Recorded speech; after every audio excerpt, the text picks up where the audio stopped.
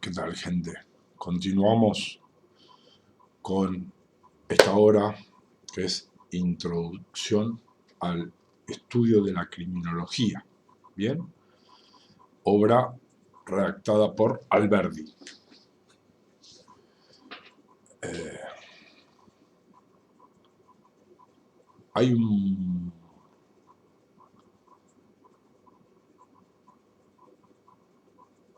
Hay una única aula en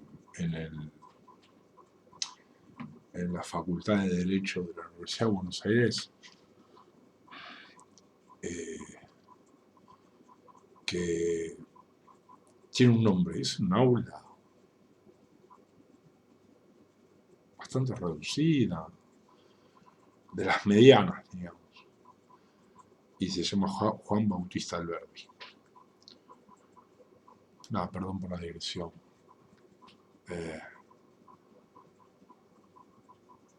Solo lo indico para que tomen dimensión de quién fue ese muchacho.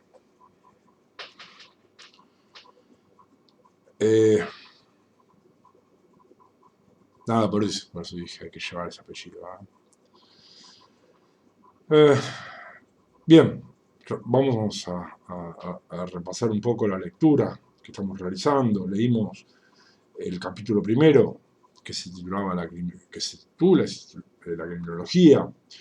El capítulo segundo, una breve presentación de las principales escuelas criminológicas. El capítulo 3, bases históricas del saber criminológico. ¿Sí? No se salteen ese capítulo porque habla de historia. ¿Sí? El capítulo cuarto, el positivismo criminológico. El quinto, el surgimiento de la sociología criminal. El sexto, psicología criminal.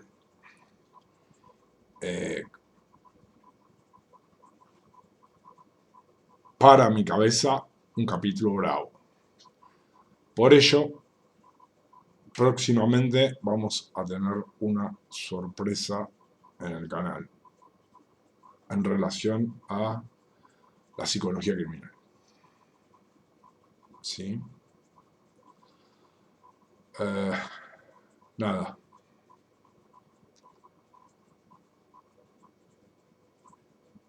Y suelo cumplir lo que prometo. Capítulo séptimo. Estamos acá, ¿no? Paradigma etiológico y Leveling Approach. Abro paréntesis. Cuando relacioné algo que estábamos leyendo, somos lo que hicieron de nosotros, y yo dije, un gran filósofo de primera línea, y no recordaba si era Sartre, no estaba seguro, y cuando no estoy seguro, lo digo. Efectivamente, era Sartre. Me puse contento, digo, todavía algo de memoria me queda. Y dentro de este capítulo séptimo, paradigma etiológico y Leveling Approach, o etiquetamiento, vimos el punto número 1, características principales del paradigma etiológico. El punto número 2, cómo se produce el paso de la criminología tradicional al leveling.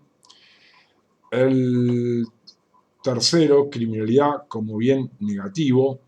El cuarto, como deslegitimación de los discursos jurídico-penales y criminológicos. El quinto, corrientes deslegitimadoras del discurso penal y criminológico positivista, deslegitimación desde el marco teórico marxista, deslegitimación por el interaccionismo simbólico y la fenomenología. Deslegitimación, deslegitimación, deslegitimación y deslegitimación. ¿Sí?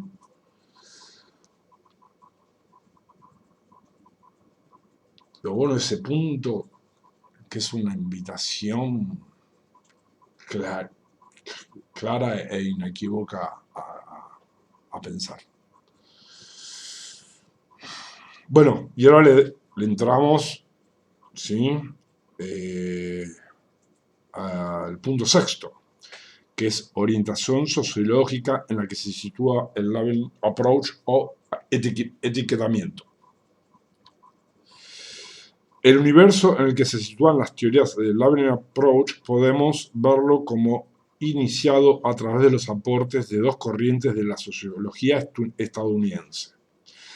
La primera es inspirada en George Mead, de mano de la psicología social y la sociolingüística, la cual se indica como interaccionismo simbólico.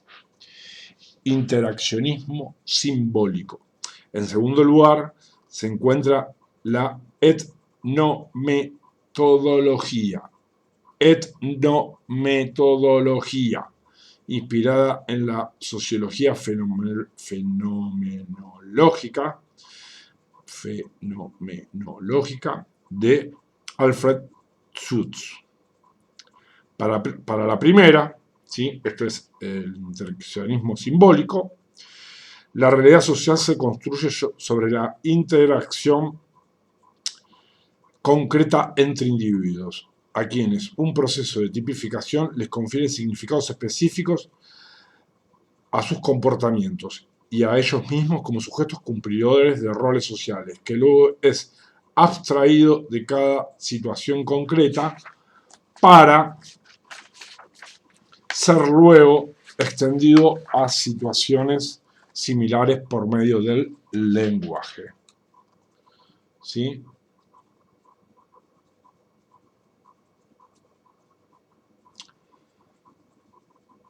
Para la etnometodología, la sociedad no puede ser nunca estudiada desde un plano objetivo, sino que la misma solo puede ser analizada como constituida por un cúmulo de procesos de definición y de tipificación por parte de individuos y grupos, que dan lugar a una construcción social concreta. Es decir, que para estas corrientes sociológicas, dentro del paradigma criminológico de la reacción social, estudiar la realidad social y así los comportamientos desviados significa principalmente estudiar esos procesos de definición de comportamientos y de etiquetamientos de conductas e individuos, partiendo de los comportamientos más simples y comunes hasta llegar a los más complejos, que actúan a niveles sociales generales. ¿Sí? Pinta bravo, ¿eh? A diferencia, pero con todo,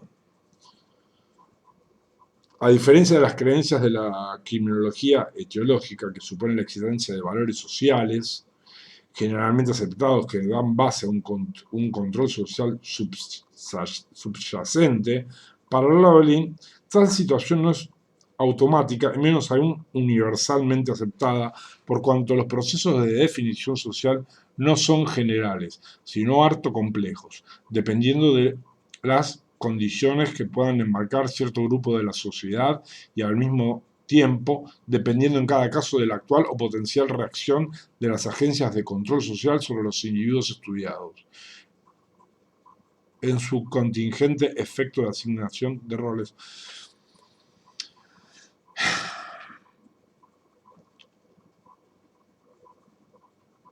No sé muy bien qué quiere decir lo que leí recién. Lo que tengo presente es que la frase control social la habremos leído, la hemos dicho desde que comenzamos el libro,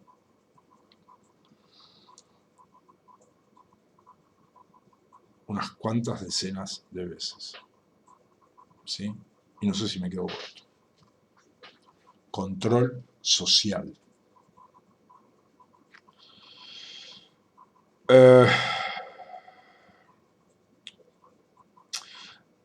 El Labeling no indagará entonces sobre las causas de la criminalidad, sino primordialmente sobre los procesos de definición de los comportamientos.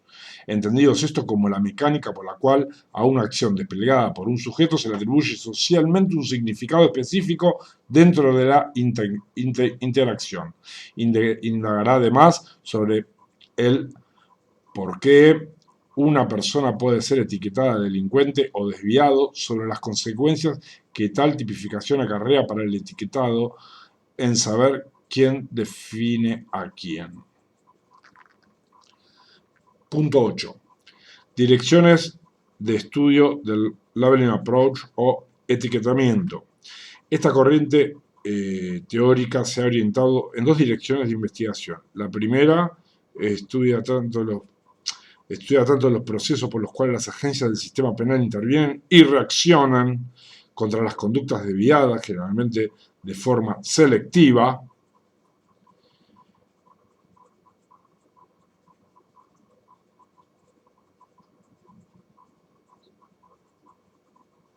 Criminalización primaria.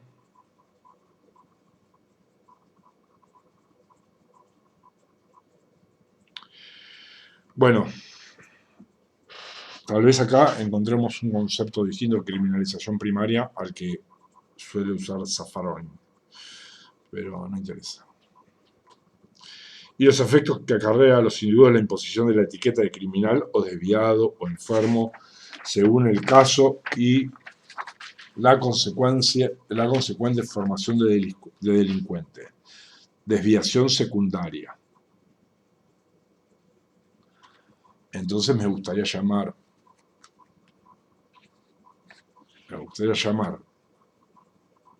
lo que se denominó recién, hace un ratito, criminalización primaria, desviación primaria. ¿Sí?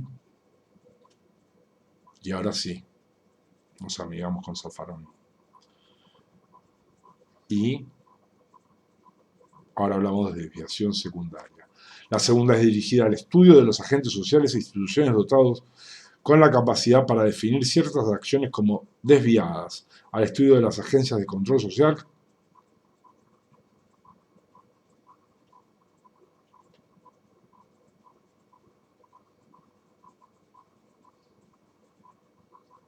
Nada.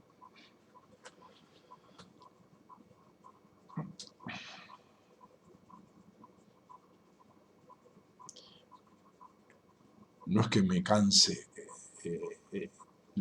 la frase control social,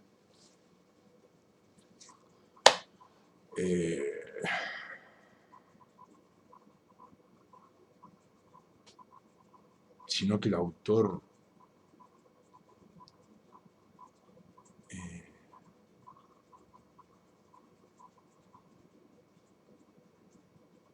no tiene pelos en la lengua. Y si tiene alguno, es por una cuestión de decoro y elegancia. Control social, que ejercen la potestad de definición y asignaciones de valores de las conductas y posiciones sociales de los individuos. En la primera línea de investigación calificada por Keynes, como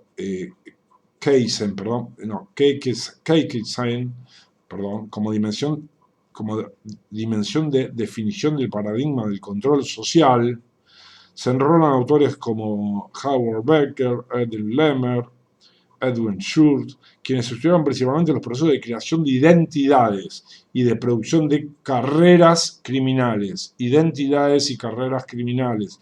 En esta corriente también se sitúa Keynes con su versión estilizada. En la segunda línea podemos encontrar los valiosos estudios de las corrientes sociológicas del conflicto y las teorías conflictuales de la criminalidad, donde destacan autores como Ralph Dahrendorf, Lewis Kosser y George Ball. Y dentro de lo que se denomina teorías conflictuales de la criminalidad, Tark, dependiendo. Finalmente, en un plano intermedio, podríamos mencionar a lo que se denomina recepción alemana del Labeling Approach, donde se adscriben autores como Fritz Sack.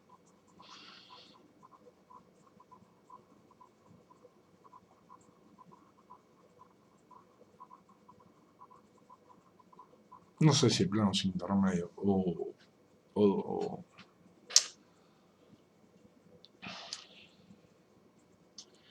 de lo delicado del tema que estamos leyendo, tratando de comprender. No sé si el lugar es para planos intermedios. Es muy seria la cosa.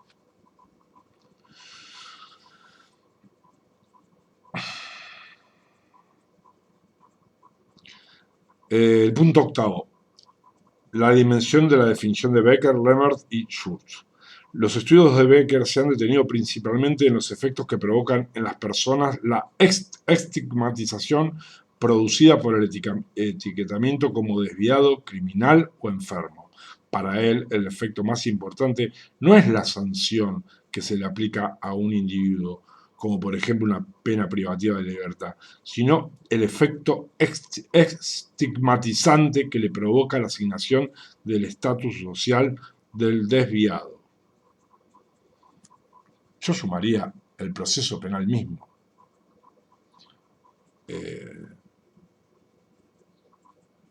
Posee esa consecuencia.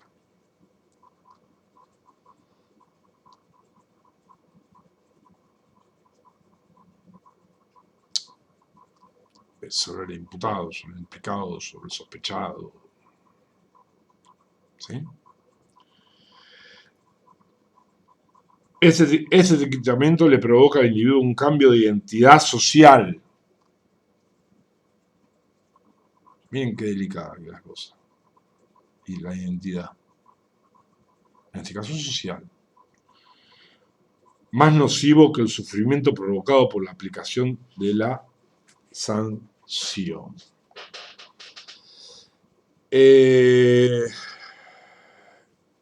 Está bueno esto.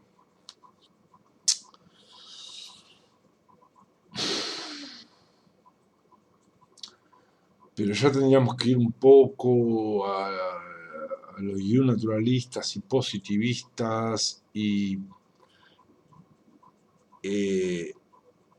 si es o no más nocivo va a depender de la personalidad o de las características personales y o patológicas del individuo. ¿Sí? Más nocivo tal vez para quien escribe, que es para quien les usa esta teoría, que usará un prestigio de un extraordinario concepto, etcétera, etcétera, etcétera.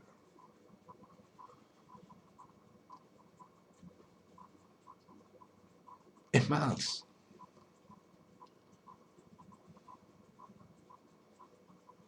a veces, sobre todo los chicos,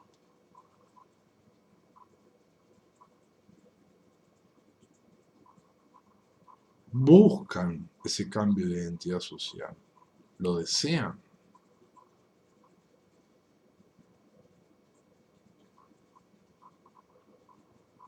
¿Sí?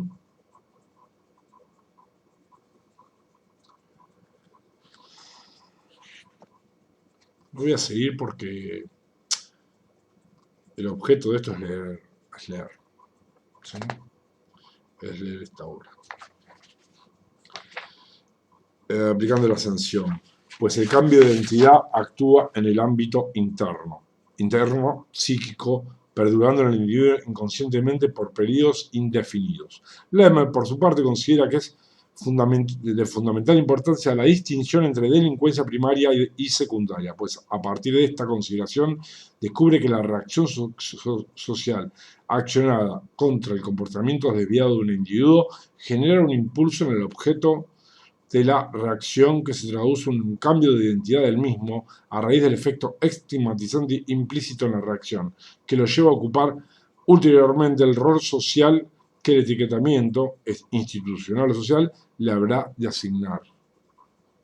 Así observa este autor que el contexto generador de la desviación primaria puede deberse a factores sociales, culturales o económicos que influyen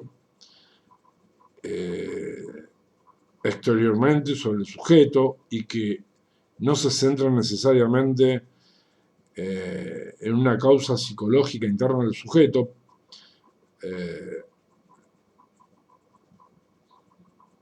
pero las desviaciones posteriores exteriorizadas luego de haber padecido la primera reacción social se hallan primordialmente ligadas a los efectos psicológicos estigmatizantes que el primer etiquetamiento sembraron en la psiquis del sujeto, de modo tal que el comportamiento desviado posterior sería consecuencia mayormente fomentada por los problemas y secuelas creados a partir del primer padecimiento reaccionario. Schur, finalmente, compartiendo las ideas de Lemmer, considera estas distinciones entre desviación primaria y secundaria como de las más importantes en cuanto a hasta las posibilidades que ofrecen para entender los procesos sociales de generación de criminalidad. Del análisis de estos aportes teóricos podemos afirmar que el mayor aporte consiste en haber puesto en crisis ciertos principios que basamentaban el paradigma etiológico, como el del fin o la prevención o el de las funciones reeducativas de la pena, pues si consideramos que la desviación secundaria es primordialmente el resultado del ejercicio del poder estigmatizante de las agencias de control social, las penas privativas de libertad, en lugar de reeducar, lo que harían es crear una verdadera carrera de la delincuencia en los individuos incluidos en los límites de su ejercicio de poder, una entidad de desviado que favorecerá el impulso de ahí en más hacia la delincuencia. Brillante. Brillante, y lo voy a releer. Pues si consideramos que la desviación secundaria es primordialmente el resultado del ejercicio del poder estigmatizante de las agencias de control social, las penas privativas de libertad, en lugar de reeducar, lo que harían es crear una verdadera carrera de la delincuencia en los individuos incluidos en los límites de su ejercicio de poder, una identidad de desviado que favorecerá el impulso de ahí en más hacia la delincuencia.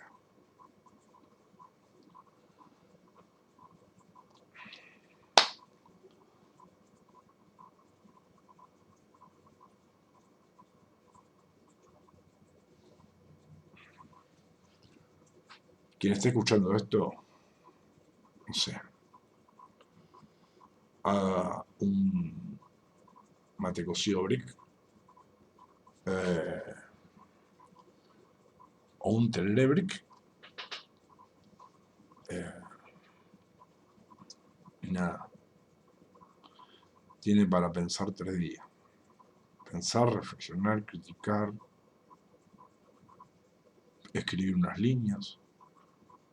¿Por qué no? Mal, bien, con falta de ortografía, ¿sí? Escribir unas líneas, ¿no? Dentro de esta línea encontramos también situado a Kekein-Sen, quien, en un marco analítico más estilizado de los fundamentos de la teoría del labeling approach o etiquetamiento, del labeling approach o etiquetamiento, caracteriza al nuevo campo criminológico de la reacción social como paradigma del control social, destacando la incompatibilidad de este con el viejo paradigma etiológico. Divide el paradigma del control social en 2 dimensiones, una de la definición y otra del poder. Y a partir de esta división busca enraizar la esencia que difiere los postulados del labeling con los de otras teorías, que no se detienen concretamente en el real funcionamiento de los procesos de definición y de ejercicio del poder de definición. Basándose en su particular visión estilizada de la teoría del labeling approach, encuentra ciertas incongruencias teóricas en las teorías de Becker, Lehmann y Schultz, pues para él existen en ellas ciertos elementos residuales propios de las posturas etiológicas, en cuanto a que dichos autores, al momento de establecer los procesos de criminalización secundaria, introducen en sus argumentos ciertos datos ontológicos propios del paradigma etiológico, sin perjuicio de que esta diferencia de criterios entre este autor y los antes analizados, lo cierto es que todos coinciden en un aspecto, que el problema de los procesos de definición es el eje principal por el que circula la teoría del labeling approach. Como habíamos mencionado, los lineamientos de las teorías en examen podían considerarse desde planos de análisis desde planos de análisis, los lineamientos de las teorías de planos de análisis, pues los procesos de definición podrían partir tanto de los procesos de interacción social común, es decir, entre individuos, fuera del ámbito de la acción y control de las agencias oficiales, como de las instancias de poder de la sociedad destinadas a la reproducción de los insumos criminales. Me encantó. La reproducción de los insumos criminales. Bien ahí. En el ámbito del proceso de definición general, se parte de la concepción de la desviación como una creación social en la que los integrantes de una comunidad interpretan a cierto tipo de acciones como desviadas, y a partir de esa interpretación se llega a definir a cualquier persona desarrolladora de esa conducta como desviado, reaccionando respecto a él conforme a la interpretación efectuada. Así puede observarse, como lo sostienen sus autores y la corriente del labeling en general, que no es simplemente un comportamiento el que hace que se inicie el proceso de reacción social institucionalizada y no institucionalizada, a partir del cual se calificará a un individuo como desviado, sino la interpretación que se hace de la acción, que dotará la conducta de un significado que la trascenderá dándole un contenido propio. La interpretación, y no otra cosa, es la que califica a una conducta como normal o desviada, tal como podemos observar en nuestra realidad social inmediata, donde ciertos comportamientos que para unos pueden ser considerados como criminales o desviados sin dudar, para otros individuos o grupos pueden no serlo. La construcción de tal proceso de definición general, al margen o no de la acción de las agencias oficiales, operaría adscribiendo una cuota de responsabilidad moral hacia la persona realizadora de la conducta interpretada como desviada, sea en el plano de los procesos de criminalización primaria como secundaria. Esto es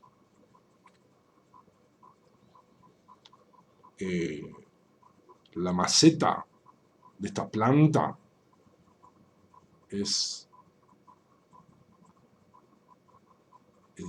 la filosofía de Nietzsche. No hay hechos, solo interpretaciones. No existen los hechos, solo existen interpretaciones de esos fenómenos, de esos entes que denominamos hechos.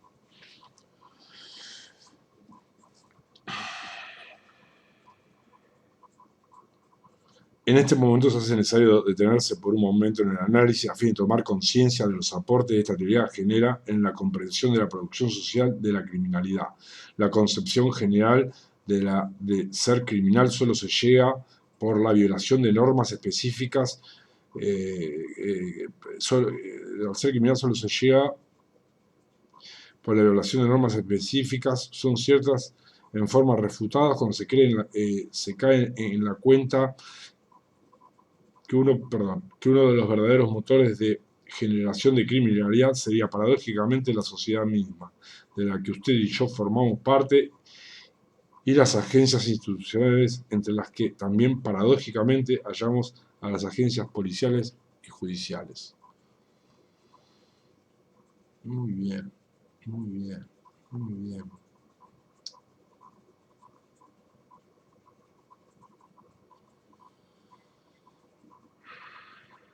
Muy bien. Ahora vamos a entrar al capítulo, al punto 9, perdón. Criminal de cuello blanco, cifra negra y estadísticas oficiales. Esto va a estar buenísimo, seguramente. A ver si más de 30 no quiero porque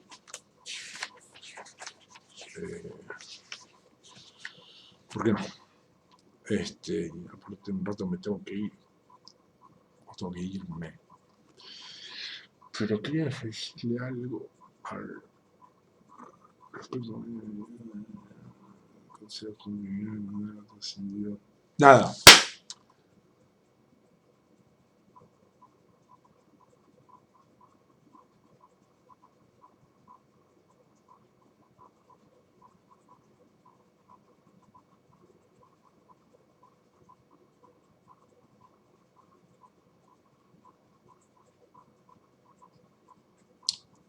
El anteúltimo párrafo que leímos, dijimos, desde base nietzscheana.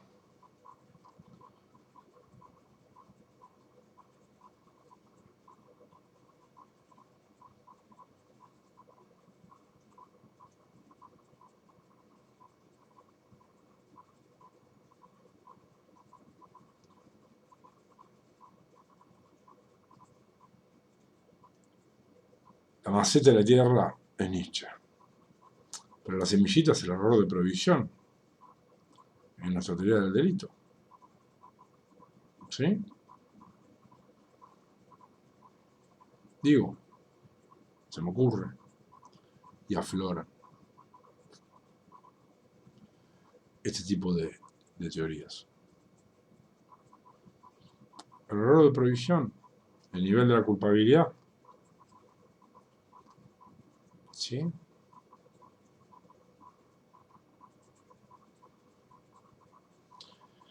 Dejamos por acá, muchachos y muchachas.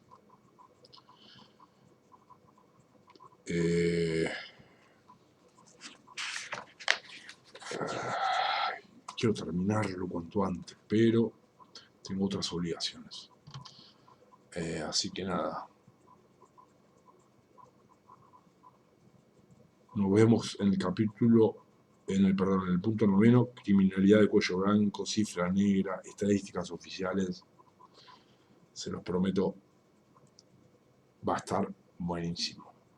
Buenísimo.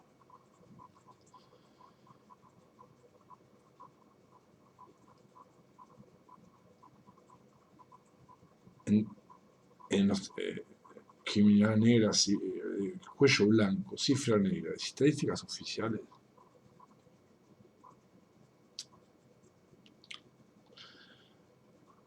Nada.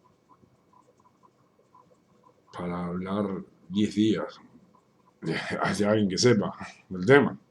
Digo, pero quiero dejarle algo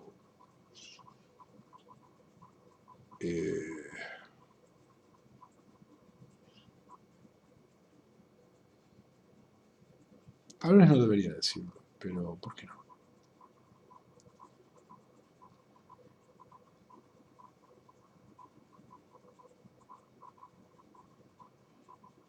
¿Cómo formularlo? A ver, ¿cómo formular esta afirmación? Muchas veces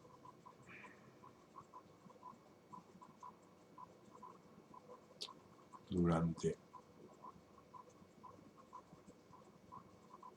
un proceso penal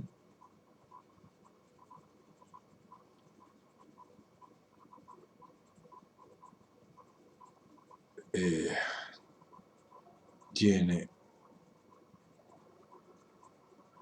mayor impacto,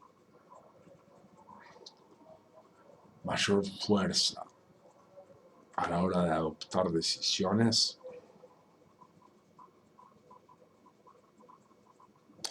las estadísticas que cualquier otra norma jurídica.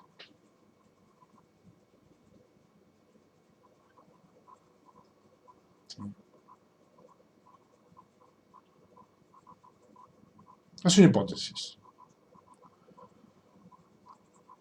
Y